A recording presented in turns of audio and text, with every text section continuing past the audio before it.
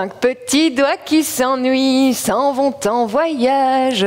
5 petits doigts qui s'ennuient s'en vont cette nuit.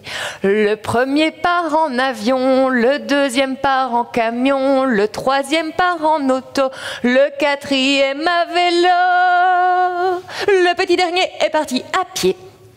Et voilà, c'est mon gros problème. Ça n'a pas l'air très scientifique. Les gens pensent souvent que ma thèse n'est qu'un prétexte pour faire le pitre assis sur de petites chaises de maternelle. Pourtant, chanter en comptant sur ses doigts, c'est bien plus que cela.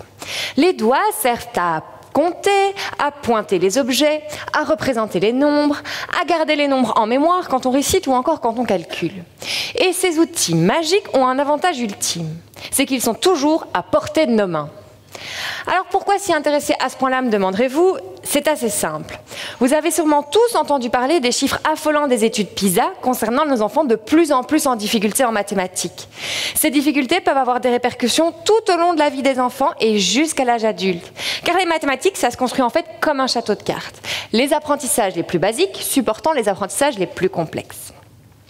Pourtant, des études ont montré que si nous arrivions à augmenter les performances de nos enfants de quelques points seulement, des améliorations importantes pourraient être observées, tant au niveau individuel, sur la qualité de vie de nos enfants par exemple, qu'au niveau de toute la société, avec une augmentation possible du PIB d'un pays de plusieurs millions, voire de plusieurs milliards d'euros.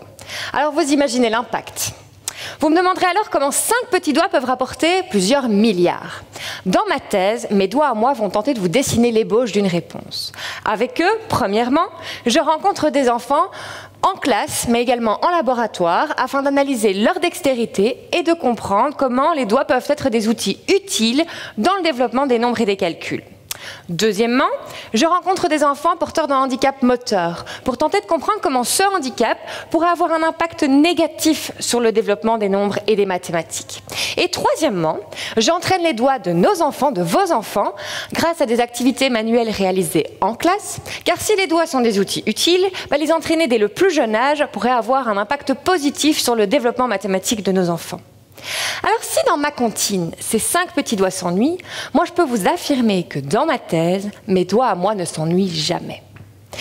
5 petits doigts qui s'ennuient s'en vont faire des maths. 5 petits doigts qui s'ennuient en feront toute la nuit. Le premier sert à compter, le deuxième sert à pointer, le troisième à représenter, le quatrième à mémoriser, le petit dernier sert à calculer. Je vous remercie.